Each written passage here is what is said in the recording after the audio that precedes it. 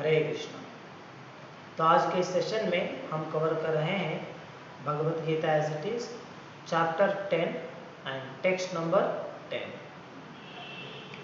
तो आज के श्लोक में भगवान यहाँ पे समझा रहे हैं कि किस प्रकार जो भक्त कॉन्स्टेंटली नियमित रूप से भगवान की भक्ति योग में अपने आप को समर्पित किए हैं, जो भगवान के प्रति भक्ति कर रहे हैं, तो उन्हें भगवान को भगवत प्राप्ति करने के लिए जो मार्ग है उस मार्ग को स्वयं भगवान ही दर्शाते हैं। तो यही विचार आज के श्लोक में समझाया जा रहा है।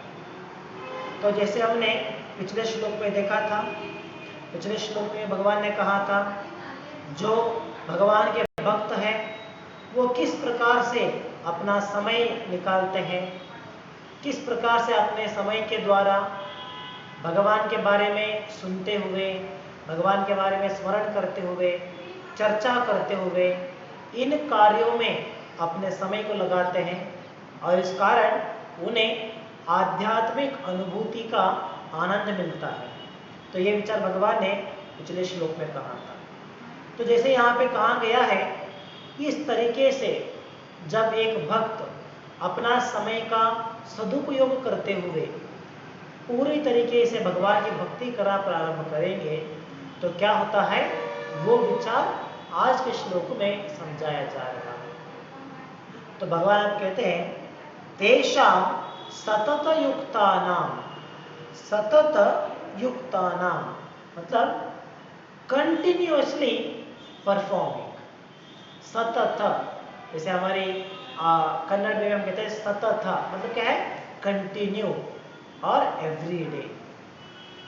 तो भगवान की भक्ति करना ये सिर्फ एक दिन का काम नहीं है या साल में एक हफ्ते का काम नहीं है। जैसे हम देखते हैं कभी कभी अन्य देवता की पूजा में कुछ ऐसे विधि विधान आते हैं जहाँ पे साल में एक दिन या साल में एक हफ्ता 9 दिन उतना ही बहुत ही स्ट्रिक्टली उस विधि विधान का पालन करना होता है और बाकी दिन फिर से अपने मौज मस्ती में रहते हैं। तो इस प्रकार भगवान की भक्ति करने के लिए भगवान ये नहीं कहते हैं कि आपको साल में एक दिन करना है, या जैसे मान लीजिए कार्तिक का महीना आ गया है तो कार्तिक के महीने में एक महीना भक्ति करना है, बाकी का समय आराम से बिताओ, सिर्फ एक महीना करो। तो इस प्रकार के निबंधन हम नहीं दे सकते, बल्कि भगवान तो कहते हैं कि डिवोशनल सर्विस या भक्ति योग जो है ये हमारा डेली बिजनेस है।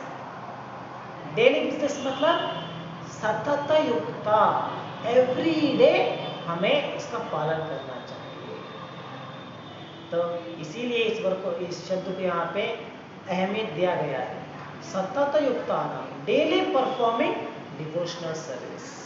तो भगवान की भक्ति कर हमें हमेशा याद रखना चाहिए कि सिर्फ ये किसी समय के लिए या किसी भी स्थल के लिए सीमित नहीं है, इट इज एवरीडे, हर दिन करने का कार्य है।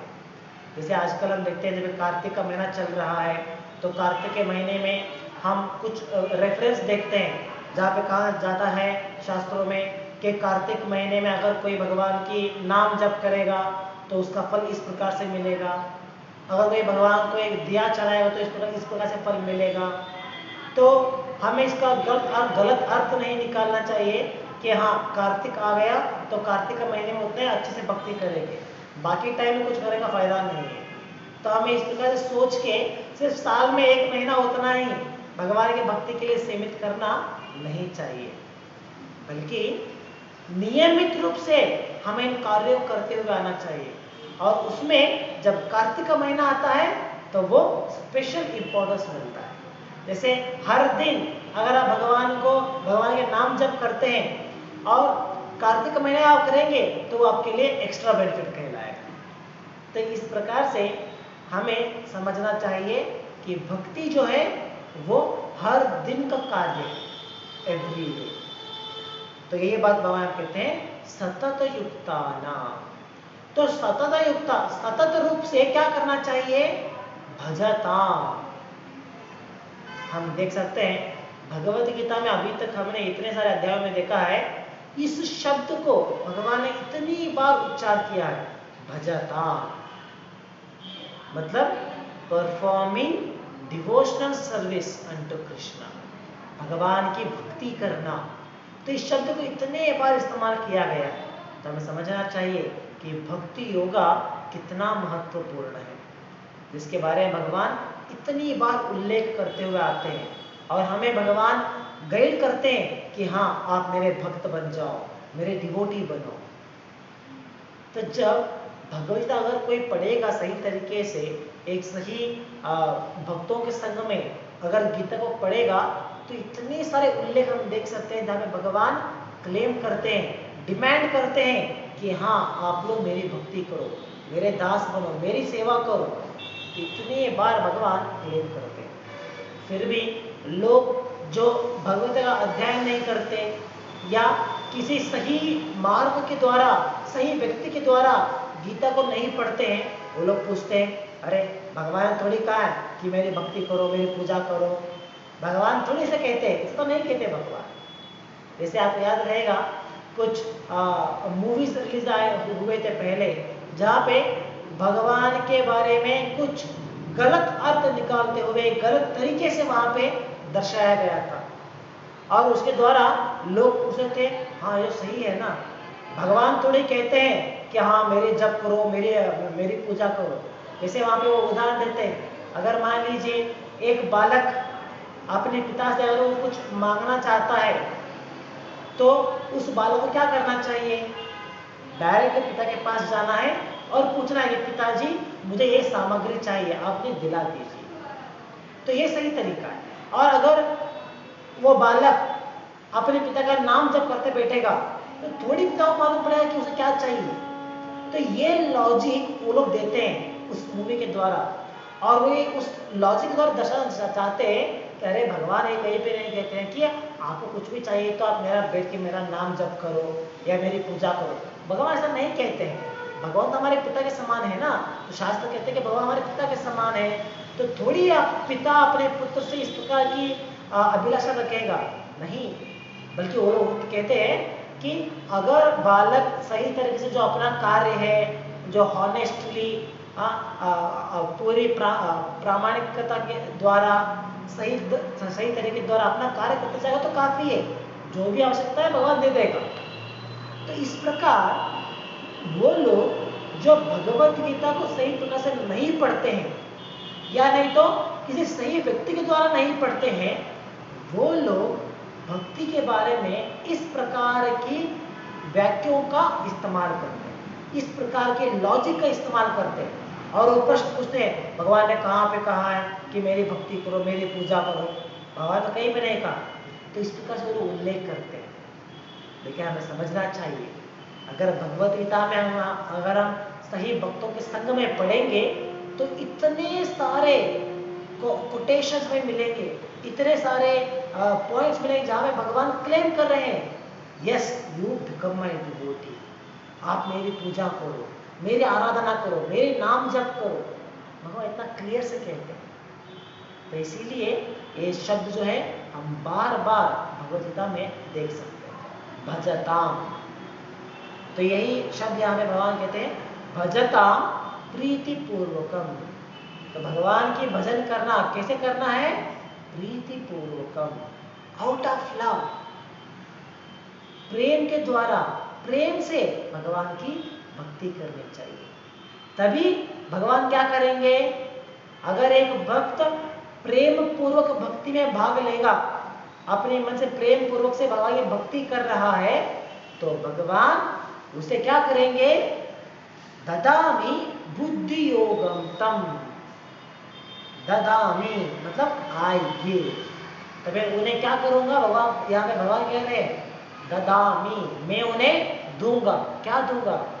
बुद्धि योगम तम, बुद्धि योगा, रियल इंटेलिजेंस, बुद्धि मतलब इंटेलिजेंस, बुद्धि योगम तम, तो सही ज्ञान मैं उन्हें दूंगा।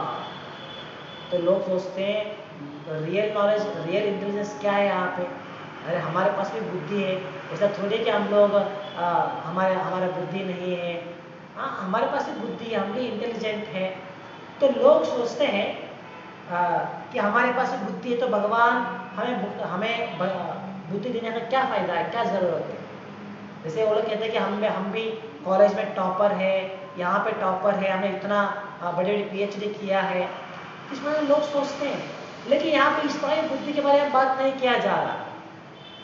यहाँ पे जो भौतिक बुद्धि है, भौतिक बुद्धि मतलब जो हमारे शरीर को मेंटेन करने के लिए हमें चाहिए, तो उसकी बुद्धि के बारे में यहाँ पे नहीं कहा जा रहा, बल्कि यहाँ पे रियल नॉलेज, जिस ज्ञान के द्वारा हम भगवान के धाम को जा सकते हैं या भगवान को प्राप्त कर सकते हैं, उस बुद्धि के बारे में यहाँ पे भगवान कहते हैं।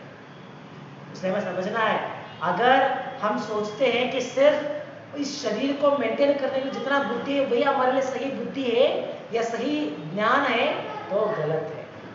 क्योंकि हम देख सकते हैं हमारे इस संसार में, जहाँ पे हर एक जीव के प्रति, हर एक जीव में अलग अलग प्रकार की क्षमता है। जैसे एक पक्षी में इतनी क्षमता है कि वो अपनी बुद्धि के द्वारा वो एक घोंसला बना सकता है, इतने सुंदर तरीके से घोंसला बना सकता है। हालांकि उसके पास हाथ नहीं है या हमारे जैसे क्रिएटिव इंस्ट्रूमेंट्स नहीं है, फिर भी वो इतने अच्छी तरीके से घोंसला बना सकता है। तो ये कैसे पॉसिबल है? हम तो उसे इमिडिएट भी नहीं कर सकते। हम उसे देख के हम भी प्रयास करें अगर हाथ से करने के लिए, तो वो नहीं होगा हमारे हाथ से। क्यों? क्योंकि वो बुद्धि उस पक्षी को दिया गया है कि किस प्रकार से अपने चोंच के द्वारा एक घोंसला बना सके, तो वो बुद्धि से दिया गया है। तो ये जो हमारे लिए बुद्धि है, जो भौतिक बुद्धि है, ये बड़ी कुछ अचीवमेंट नहीं है हमारे लिए कि हाँ हमने इतना अचीवमेंट कर लिया, हमने विज्ञान इतना प्रगति पा लिया है। तो ये कोई बड़ी अचीवमेंट नहीं है। This is not actually real knowledge. ये तो सभी जीवों को अलग अलग क्षमता में, अलग अलग मात्रा में दिया गया है, ताकि वो भौतिक संसार में अपने जीवन को चला सके, अपने शरीर और आत्मा को साथ में कार्य करा सके। इसलिए जितना बुद्धि चाहिए वो बुद्धि सभी लोगों को दिया गया है, लेकिन सही ज्ञान या सही बुद्धि वो है जिसके द्वारा हम भौतिक संसार से मुक्त हो सके।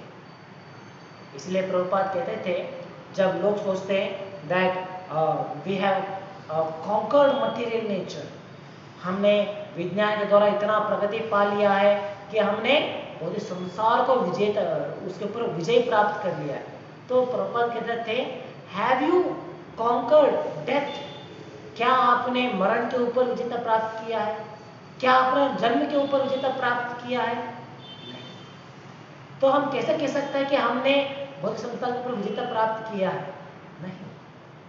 तो अगर सही बुद्धि है, if really we are intelligent, then we should be able to stop this birth and death cycle.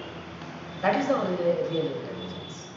तो इसीलिए जब भक्ति योग के द्वारा हम मोक्ष की प्राप्ति करते हैं, तो तभी क्या होगा, हम भगवान के धाम को जा सकते हैं और उसके द्वारा हम इस जन्म और मृत्यु के चक्र से मुक्त हो सकते हैं। तो इसीलिए उस ज्ञान को कहा जाता है रियल नॉलेज और अ परफेक्ट नॉलेज। इसलिए भगवान कहते हैं, ददामि बुद्धि योगम तम, I provide real knowledge to them, real intelligence to them. तो मैं उन्हें सही ज्ञान दूंगा। तो इस सही ज्ञान के द्वारा क्या होगा? सही ज्ञान प्राप्त करने के बाद उसका रिजल्ट क्या होता है, वो भी भगवान यहाँ पे कहते हैं। भगवान कहते हैं, भगवान ये नहीं कहते कि ये ज्ञान प्राप्त करने के बाद वो जीनियस बन जाएगा या क्लास में फर्स्ट रैंक आ जाएगा या किसी बड़ी विज्ञान की खोज कर लेगा। अरे ये सभी करने के लिए हमें रियल ज्ञान का जरूरत नहीं है, बल्कि इस सही ज्ञान को प्राप्त करने के बाद क्या करेगा, ये न मां उपयान्ति ते, ये न मां ही comes back to me, ये न मां उपयान्ति ते। तो जो मेरे पास आने के लिए या मुझे साक्षात्कार करने के लिए उसे जो ज्ञान चाहिए वो ज्ञान मैं प्रोवाइड करूंगा। तो उस ज्ञान को प्राप्त करने के बाद वो मेरे पास आ सकते हैं या मुझे साक्षात्कार कर सकते हैं। तो इस प्रकार भगवान आज के श्लोक में समझा रहे हैं कि किस प्रकार से जब हम भगवान की भक्ति में भाग लेंगे, प्रीति पूर्वक भक्ति करेंगे, तो उससे हमें रियल नॉलेज या सही ज्ञान भगवान से प्राप्त होगा और उसके द्वारा हम भगवान को प्राप्त कर सकेंगे। तो भावार्थ में हम देखते हैं प्रभुपाद इसी विचार को यहाँ पे एलॉबरेटली एक्सप्लेन कर रहे हैं। तो यहाँ पे प्रीति पूर्वक मतलब भक्ति प्रेम से करना चाहिए, ये भी इंपॉर्टेंट है समझना। क्योंकि अगर मान लीजिए कुछ भी कार्य हम करेंगे जहाँ पे प्रेम नहीं होता है, मतलब बाय फोर्स होगा, तो उसमें क्या होता है, पूरी तरीके से हम अपना मन को नहीं लगा सकते। और इस प्रकार से अगर हम भक्ति करेंगे तो उसका परिपूर्ण फल हमें प्राप्त नहीं होता। जैसे फॉर एग्जाम्पल एक व्यक्ति को देखिए जो गवर्नमेंट ऑफिस में काम करता है, अगर उसे अपने कार्य में रुचि नहीं है, उसे अपने कार्य में रुचि नहीं है, बल्कि गवर्नमेंट पोस्ट है, अच्छा इनकम मिल रहा है, तो मैं चाहे मैं काम करूं या ना करूं, सैलरी तो फिक्स्ड है, तो अगर इस प्रकार से उसका विचार होता है तो क्या होगा, he is not working out of love, अपना कार्य प्रेम से नहीं करेगा। जैसे क्या होता है, वो अपने कार्य के प्रति वो वफादार नहीं होता, उसके प्रति उसे आकर्षण नहीं होता, वो जितना होता है उसे टालने का प्रयास करेगा, अरे आज नहीं करेंगे, कल करेंगे, परसों करेंगे, वो प्रॉब्लम है, ये प्रॉब्लम है। तो इस प्रकार जब वो कार्य करने में उसे रुचि नहीं है और उसे बाय फोर्स काम करने में लगाया जाता है, तो उसमें वो आसक्ति नहीं दिखाता। और अगर वो काम करेगा भी तो उसका गुणवत्ता जो है वो पूरा नीचा रहेगा, बहुत ही कम गुणवत्ता रहेगा, तो क्वालिटी जो है, क्वालिटी ऑफ वर्क बहुत ही कम होगा। और यही अगर एक व्यक्ति अपनी कार्य में श्रद्धा से पूरी इच्छा रखते हुए, पूरी आसक्ति के द्वारा अपना कार्य करेगा, तो उस कार्य की कंप्लीशन होने के बाद, उसका कार्य समाप्त होने के बाद हम देख सकते हैं कि हाँ, इसका कितना परफेक्शन प्राप्त हुआ है, कितने सही तरीके से इसने काम किया है। तो कब पॉसिबल होगा, जब वो अपना मन लगा के, अपनी पूरी श्रद्धा से, अपनी पूरी मन लगा के काम करेगा, तो उसमें हम उसकी सक्सेस देख सकते हैं। तो इसी प्रकार भक्ति करने में अगर प्रेम पूर्वक नहीं होगा तो उसका पूरा परिपूर्ण फल हमें नहीं मिलेगा। मान लीजिए अगर एक पिता अपने पुत्र से कहेगा कि अगर तुम चांटिंग नहीं करोगे तो तुम्हें खाना नहीं मिलेगा, या अगर तुम भगवान की पूजा नहीं करोगे तो तुम्हें मैं मारूंगा, या तुम्हें ये नहीं मिलेगा, वो नहीं मिलेगा। तो इस प्रकार से बाय फोर्स अगर भक्ति करने के लिए लगाएंगे तो क्या होगा, देयर इज नो लव, प्रेम नहीं रहेगा। वो फोर्सफुली करेंगे तो उसमें क्या होता है, उनका मन भी नहीं लगेगा, उनकी आसक्ति भी नहीं होती, उसमें रुचि भी नहीं होता, तो इस कारण वो भक्ति में प्रोग्रेस भी नहीं कर पाते। हालांकि थोड़ा बहुत अज्ञात स्वीकृति मिल जाएगा, पुण्य फल मिल जाएगा कि उन्होंने भक्ति किया है, लेकिन उसका परिपूर्ण फल नहीं मिल सकता। तो इसीलिए हमें भक्ति करना है तो प्रीति पूर्वक, आउट ऑफ लव करना चाहिए। इसलिए हम देखते हैं कि प्रभुपाद कहीं पे ये कहते हैं that you should must chant 16 round. अगर आप 16 माला जप नहीं करोगे तो आप मंत्र को मत आओ, या आप मेरी क्लास मत सुनो। प्रभुपाद में फोर्स नहीं करते, प्रभुपाद गाइड करते हैं, yes everyone should chant 16 round, हर एक व्यक्ति को 16 माला जप करना चाहिए। इसमें प्रभुपाद हमें गाइड करते हैं, फोर्स नहीं करते। तो इसी प्रकार प्रभुपाद के मार्ग में आते हुए सभी डिवोटीज भी किसी को भी फोर्स नहीं करते हैं। हम लोग कहते हैं कि हाँ, जितना आपसे होता है ठीक है, हर दिन आप 2 माला जप कीजिए या 4 माला कीजिए, जितना होता है आपसे उतना कीजिए और कोशिश कीजिए कि इसे बढ़ा सके। तो हम लोग ये नहीं कहते कि अरे नहीं, अगर आप 16 माला जप नहीं करोगे तो हम लोग आपसे बात नहीं करेंगे। नहीं, there is no force. Bhakti should be perform with out of love, प्रीति पूर्वकम। तो यही यहाँ पे इम्पोर्टेंट है। और भावार्थ में हम देख सकते हैं, भावार्थ प्रभुपाद कहते हैं कि बुद्धि योगा, इसका उल्लेख हमें सेकेंड चैप्टर में भी आता है। सेकेंड चैप्टर में भगवान, जहाँ पे भगवान ने पूरी भगवत गीता का समरी दिए हैं, तो समरी में भी भगवान भक्ति योग के बारे में समझाते हुए हमें भगवान इस शब्द का इस्तेमाल करते हैं। तो हमें समझना है कि भक्ति योगा या बुद्धि योगा दोनों भी एक ही है, वो दोनों अलग अलग नहीं है, ये सिनोनिम्स हैं। वही एक योग है जिसका अलग अलग नाम दिया गया है, जैसे भक्ति योगा और बुद्धि योगा और डिवोशनल सर्विस। तो इस प्रकार हमें सेकेंड चैप्टर में इसका उल्लेख आया था बुद्धि योग के बारे में, और आगे आते हुए 7th चैप्टर के ऑनवर्ड्स हम देख रहे हैं जब भगवान बुद्धि योग के बारे में इतना एलॉबरेटली हमें समझा रहे हैं कि किस प्रकार हमें बुद्धि योग करना है या भक्ति का पालन करना है और उसका महत्व क्या है। ये सभी विचार हमें आगे आते हुए इन 7th चैप्टर के ऑनवर्ड्स सभी अध्यायों में हमें समझाया जा रहा है। और यहाँ आगे प्रभुपाद कहते हैं,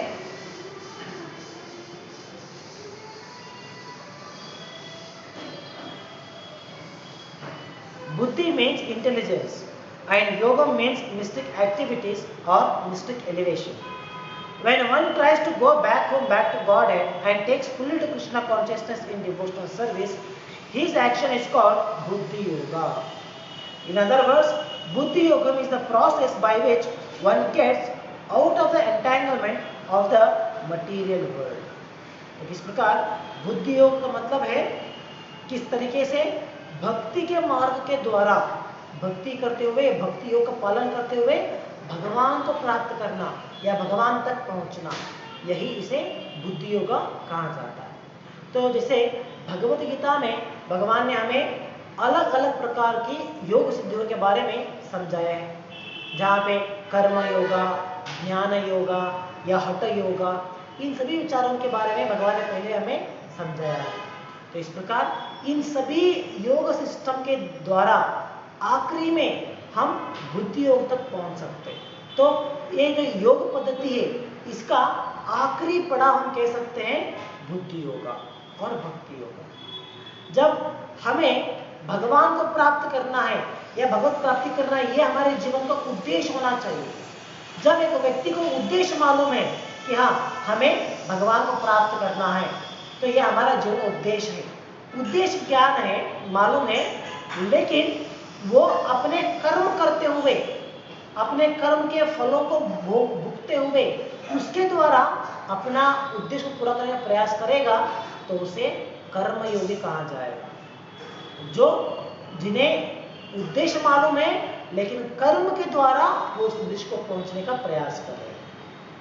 और वही जो व्यक्ति अपना उद्देश्य ने मालूम है कि मुझे भगवत प्राप्ति करना है, लेकिन वो अपनी मेंटल स्पेकुलेशन में, अपने मनोविचारों में वो आनंद लेते हैं, उस प्रकार से वो भगवान को प्राप्त करने का प्रयास कर रहे हैं, तो उन्हें ज्ञान योगी कहा जाएगा।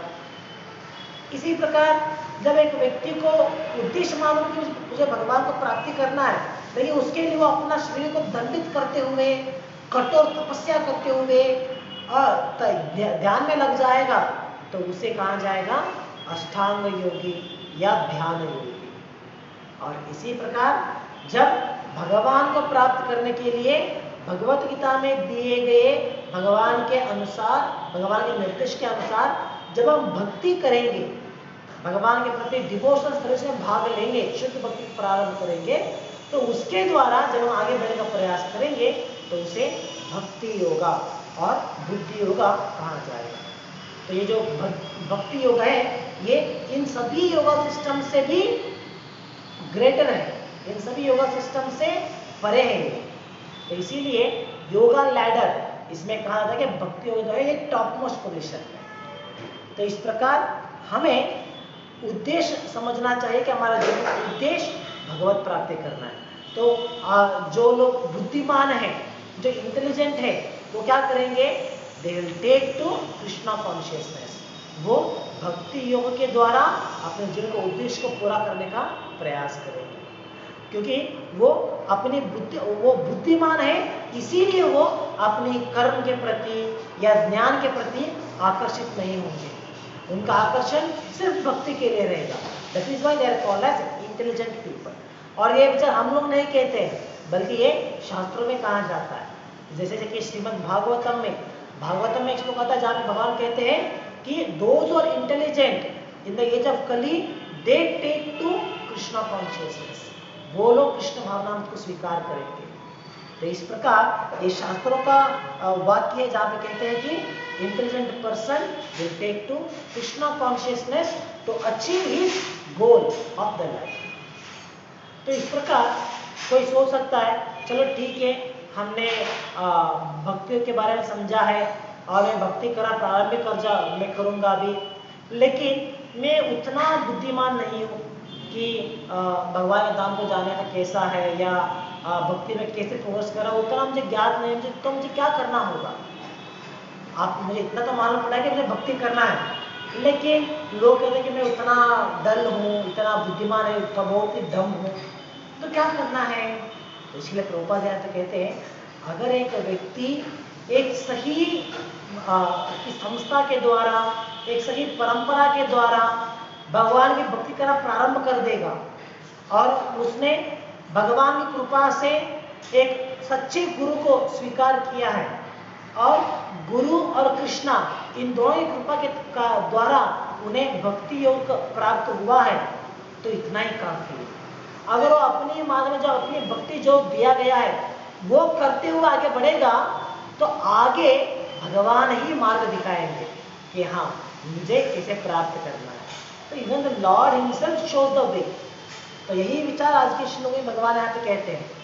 तो भावार्थ प्रभुपाद इसे यहाँ पे एलॉबरेट करके समझा देते कि हाँ, तो अगर एक संस्था के द्वारा कोई भगवान भक्ति करना प्रारंभ करेंगे, ये बहुत इंपॉर्टेंट है यहाँ पे, क्योंकि एक सच्चे गुरु के द्वारा ही हम भगवान की भक्ति को सही प्रकार से कर सकते हैं।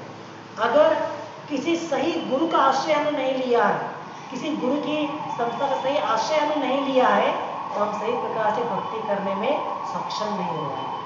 हमें ज्ञात ही नहीं होगा कि भक्ति किसे करना है, क्या नहीं करना है, ये स्पिरिचुअल ज्ञात ही नहीं होता।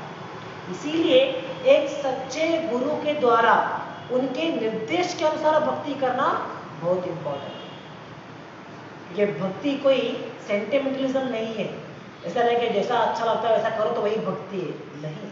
It is a science, it's like एक विज्ञान की भांति है और इसे हमें आचार्य के निर्देश के अनुसार ही करना चाहिए, तभी हम इसका जो उद्देश्य है उस उद्देश्य को पूरा करने में या प्राप्त करने में सफल होंगे। So that is why we have to follow the instruction of spiritual master. एक सच्चे गुरु के निर्देश के अनुसार हमें भक्ति करनी चाहिए, तभी हम भगवान की भक्ति में या भक्ति योग में आगे बढ़ सकते हैं। और उसके द्वारा आगे कैसे जाना है ये मार्ग स्वयं भगवान ही दर्शाएंगे। तो हमें सिर्फ क्या करना है, गुरु की आज्ञा का सही तरह से पालन करते हुए भक्ति करना। जैसे प्रभुपाद कहते हैं 16 माला जप करो, हर दिन 1 घंटा शास्त्रों का अध्ययन करो। तो इस प्रकार से हमें गुरु का निर्देश पालन करना है और उसके द्वारा भक्ति करना है, काफी है। आगे कैसे जाना है वो स्वयं भगवान ही हमें मार्गदर्शन देंगे, भगवान ही हमें वो बुद्धि देंगे, इस बुद्धि के द्वारा हम भगवान के धाम तक जा सकते हैं। बहुत बार लोग पूछते हैं भक्तों से कि आप गीता के बारे में इतना बात करते हैं या शास्त्रों में इतना जानकारी आपने प्राप्त किया है, तो आपको क्या थोड़ी कुछ ट्रेनिंग दिया जाता है, आप हमें सीख के आते हैं, कभी बाहर करके आते हैं? नहीं, ये सभी हमारे भक्त लोग अपने एक्सपीरियंस के द्वारा जो उन्होंने सुना है आचार्य के द्वारा उसे ग्रहण करते हुए और जो उन्होंने एक्सपीरियंस किया है उसे उसके द्वारा लोगों को समझाते हैं। तो ये जो बुद्धि हमें चाहिए जिसके द्वारा हम प्रचार कर सके, ये बुद्धि हमें कहाँ से मिलता है? स्वयं भगवान के द्वारा मिलता है। जैसे जैसे हम भक्ति में आगे बढ़ते हैं, जैसे हमारी इच्छा होता है कि हाँ हमें प्रचार करना है, लोगों को भक्त बनाना है, तो भगवान ही मार्गदर्शन करते हैं कि हाँ इस प्रकार से करो, इस प्रकार से प्रचार करो, लोगों को भक्त बनाओ। तो ये बुद्धि स्वयं भगवान दर्शाते हैं। तो इसके लिए हमें सिर्फ गुरु का आश्रय लेते हुए, जो गुरु का निर्देशन है उसका पालन करना है और उनके निर्देशन के अनुसार हमें प्रीतिपूर्वक भगवान की भक्ति करना चाहिए। बाकी का आगे का मार्ग जो है स्वयं भगवान ही हमें दर्शाते हैं। तो ये विचार आज के श्लोक और भावार्थ से हम समझ सकते हैं। तो यहाँ पर समाप्त करेंगे आज के लिए। ग्रंथराज श्रीमद् भगवद गीता की जय। जगत गुरु श्री प्रभुपाद की जय। हरे कृष्ण।